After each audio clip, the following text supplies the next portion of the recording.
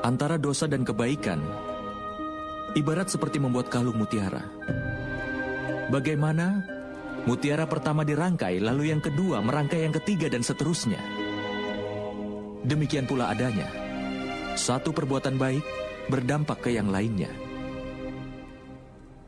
Dan satu dosa pun berdampak ke yang lainnya. Penyebab dari dosa adalah kesombongan seseorang.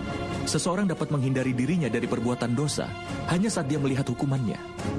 Tapi kadangkala dia dibutakan kesombongannya. Kebiasaan untuk berbuat zalim dan jahat akan membuatnya semakin sering melakukan itu. Tindakan membahayakan dan perbuatan tidak adil masih bisa ditoleransi. Itu juga termasuk kejahatan yang masih bisa diampuni dalam lingkungan masyarakat itu. Itu hukuman yang dapat langsung diputuskan oleh mereka. Masyarakat itu yang memutuskan hukumannya. Tetapi dalam tatanan masyarakat ini, hukuman atas sebuah kesalahan diputuskan oleh orang yang paling kuat.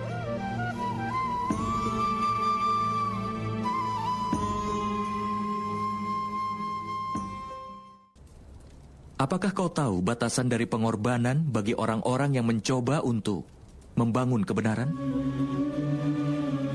Batasan dosa dari orang-orang berdosa adalah akhir dari pengorbanan mereka. Dengan kata lain, sampai orang-orang berdosa dan dosa-dosa mereka diampuni, pengorbanan harus dilakukan oleh orang-orang yang membela kebenaran.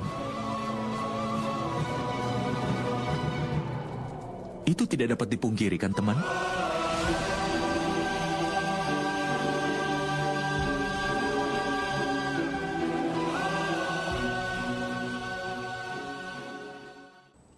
Makhluk yang lahir sebagai manusia biasa tidak akan bisa melakukan keajaiban. Orang yang lahir dari rahim seorang wanita, maka dia pasti terikat oleh aturan dari dunia fana. Kelahiran, usia, tua, penyakit, kematian tidak akan pernah bisa dia lepaskan. Tapi keajaiban memang terjadi, Paman. Itu memang benar, Satanika.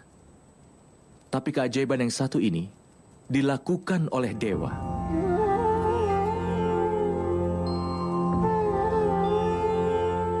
Ketika orang dengan segenap ketulusan jiwa dan raganya mau menghapus kejahatan dan membangun tatanan hidup yang baik dan benar, aib dan dosa dalam dirinya bisa diperangi. Maka dewa pun akan melakukan keajaiban untuk melindungi moral dan menetapkan kesejatiannya.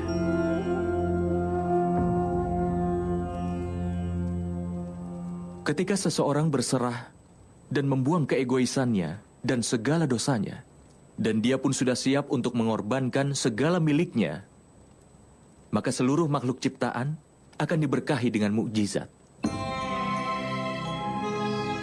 Dan pengorbanan yang seperti itu telah dilakukan ibuku Dewaki.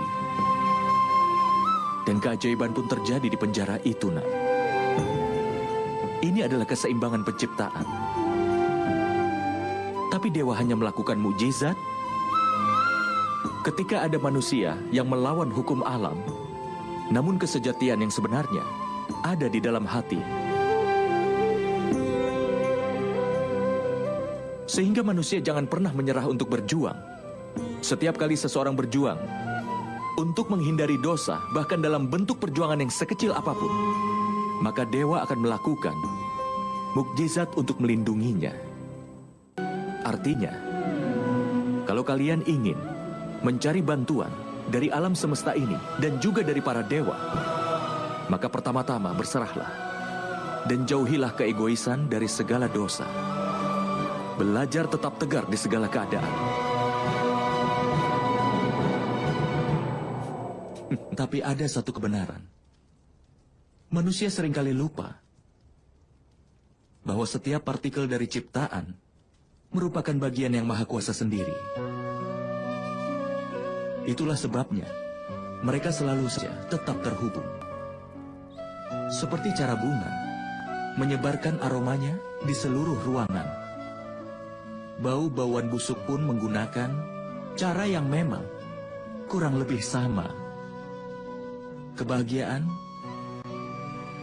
dan kesedihan manusia bisa mempengaruhi dunia ini. Kebahagiaan seseorang juga bisa membuat bahagia orang lain di sekitarnya. Kesedihan seseorang pun bisa pula membuat sedih orang lain di sekitarnya.